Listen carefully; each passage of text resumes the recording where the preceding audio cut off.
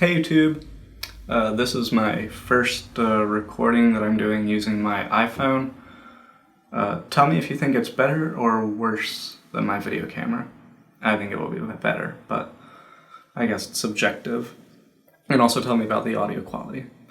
I'm making a quick video about Boost Clock. I said a while ago that I was going to kind of tell you, well, I was going to tell you what it is. And what a boost clock is, you have your base clock, take the Ryzen 7 1700 for example, of 3 GHz, and then a boost of up to 3.7 GHz. Now this isn't for the entire processor, alright? The Ryzen 7 1700 has 8 cores, and with the boost clock, only one of those cores can reach 3.7 GHz. Not all of them. So a boost clock allows one core to reach that threshold. Only one, no more.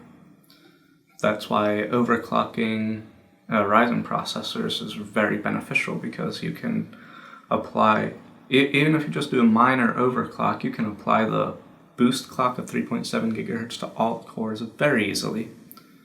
So yeah, that's it. That's all that a boost clock really is.